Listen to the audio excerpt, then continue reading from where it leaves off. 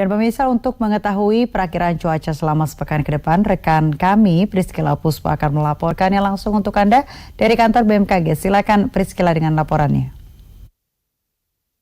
Pemirsa, hari ini sudah hari Senin yang artinya kita mengawali minggu ini, dan bagaimana dengan prediksi cuaca? Apakah kita masih di masa cuaca ekstrim ataukah memang hujan sudah mulai mereda? Dan untuk mengetahui lebih jelasnya, saat ini saya sudah bersama dengan Prakirawan Cuaca BMKG yakni Ahmad Rifani. Halo, selamat malam Mas Evan. Halo, selamat malam Mbak. Sehat Mas? Sehat Mbak, alhamdulillah. Nah ini Mas, sebelum kita mengenai prediksi selama satu pekan ke depan, nah kemarin kan sempat ramai tanggal 12, kemarin hari Minggu yang diprediksi akan hujan dan bla bla bla, bahkan dikhawatirkan akan banjir seperti itu. Nah tapi puji syukur bahwa kemarin cerah begitu. Nah ini seperti apa? Apakah meleset prediksinya atau seperti apa penjelasannya Mas? Baik, terkait dengan kejadian ya atau event tanggal 12 kemarin, sebenarnya yang terjadi adalah ada kesalahpahaman atau interpretasi dari masyarakat mungkin sebagai perespon pertama dari berita yang dikeluarkan.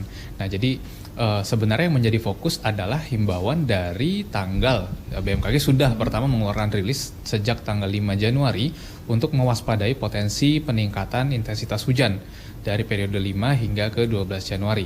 Nah, kemudian di tanggal 8, BMKG kembali mengeluarkan atau memperbarui rilisnya dengan setelah memantau secara terus-menerus. Dari tanggal 5 kami pantau terus, hingga kami mendapatkan kesimpulan pada tanggal 8 kami mengeluarkan rilis kembali yang menyatakan bahwa potensi hujan itu akan terjadi di sekitar tanggal 8 hingga ke tanggal 11. Dan tanggal 12 kita sudah mulai mengalami penurunan intensitas curah hujan di mana curah hujan yang turun masih ada tetapi lebih rendah dibanding beberapa hari sebelumnya. Nah ini terbukti dari hasil pengamatan kami.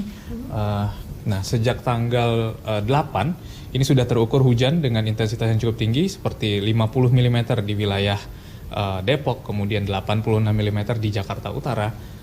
Nah kemudian di tanggal 9 hingga tanggal 10 juga kami mengukur masih terjadi hujan dengan intensitas yang cukup tinggi di utara Jakarta. Kemudian di tanggal 10 juga masih terjadi hujan dengan intensitas yang tinggi. Nah sebenarnya perakiraannya ya tepat, tetapi mungkin masyarakat terlalu fokus dengan tanggal 12 itu sendiri, tetapi lupa untuk memantau update atau pembaruan dari BMKG yang sudah dirilis sejak tanggal 8. Nah kemarin kan sempat ramai karena Kedubes Amerika Serikat mengeluarkan peringatan juga seperti itu. Nah ini sebenarnya apakah prediksi dan ditambah juga diketahui bahwa BPPT kan melakukan modifikasi cuaca. Apakah memang ada perubahan ataupun ada berdampak dengan adanya modifikasi cuaca seperti apa Mas? Baik, terkait dengan teknologi modifikasi cuaca yang saat ini sedang dilaksanakan oleh BPPT, peran BMKG dalam teknologi modifikasi cuaca adalah menginformasikan.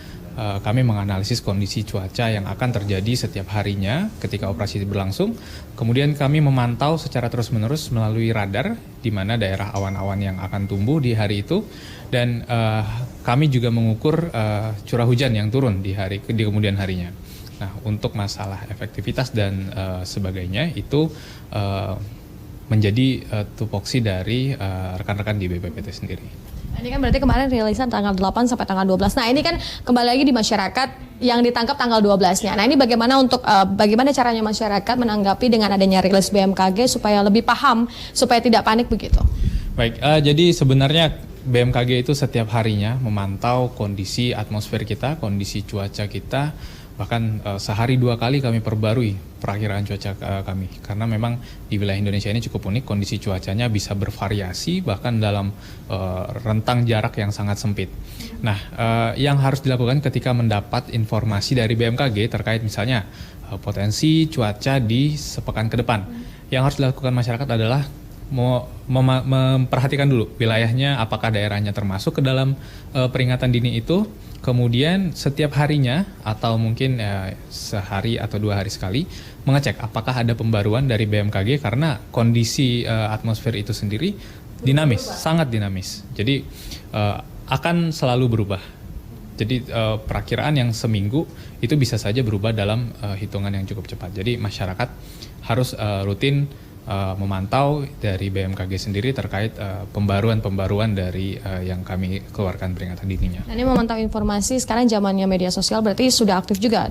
Boleh dikasih tahu media sosial BMKG seperti apa? Ya, BMKG saat ini sudah punya banyak platform ya, sudah banyak media untuk menyebarluaskan informasinya. Kami punya website, bisa diakses di www.bmkg.go.id. Kemudian kita punya aplikasi Android atau di smartphone, di info BMKG, bisa diunduh di situ. Kemudian bisa juga di sosial media kami, di Twitter, Instagram, kita juga aktif di sana, di @infobmkg. Kita juga sering memberikan edukasi-edukasi, kemudian kita juga memberikan peringatan-peringatan dini yang real time di situ.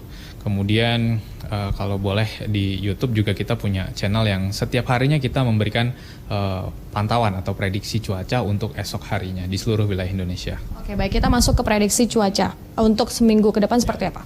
Baik, kalau untuk seminggu ke depan ini kami memperkirakan di wilayah Jakarta ini sudah mulai sedikit mengalami penurunan intensitas hujan hingga ke esok dan tanggal 15. Nah, setelahnya kita akan kembali mendapatkan peningkatan intensitas hujan dengan karakter hujan masih terdistribusi di wilayah utara dan durasinya memang masih cenderung singkat-singkat saja untuk hujannya, tetapi masyarakat kembali mulai waspada nih di periode tanggal 15 ke atas.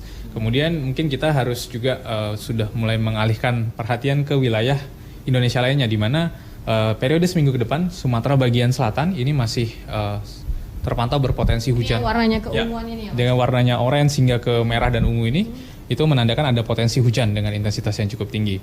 Nah, ini di Sumatera bagian selatan cukup merata, kemudian Kalimantan, Sulawesi, seperti di Sulawesi Barat, Sulawesi Tengah, dan juga Sulawesi Selatan. Untuk Pulau Jawa ini sepertinya di wilayah Jawa Barat, kemudian Jawa Tengah dan Jawa Timur ini harus waspada dalam periode antara 15 hingga ke 18. Ini fokus di wilayah Jakarta dan Jabodetabek. Untuk intensitas hujan ini akan terjadi siang hari, sore, atau malam hari, atau seperti apa, Mas?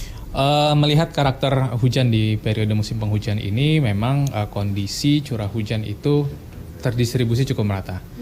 Tapi untuk intensitas yang cukup tinggi biasanya akan terjadi di dini hari hingga menjelang pagi, kemudian di pagi menjelang siang, dan juga nanti di sore hingga ke menjelang malam. Jadi cukup merata di sepanjang harinya. Nah, untuk diwaspadai biasanya hujan yang di malam hingga ke menjelang dini hari, kemudian juga di sore menjelang malam, itu intensitasnya cukup tinggi.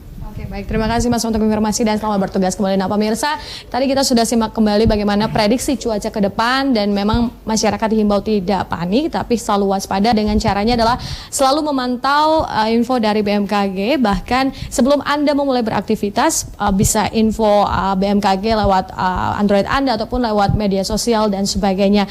Dan ini adalah langkah supaya kita bisa waspada dan selalu hati-hati karena kita masih di musim penghujan hingga Februari ke depan. Demikian yang dapat kami sampaikan langsung dari kantor BMKG, dan kembali ke studio Tiara. Terima kasih rekan Priscila Puspa melaporkan langsung dari kantor BMKG Jakarta. Selamat bertugas kembali.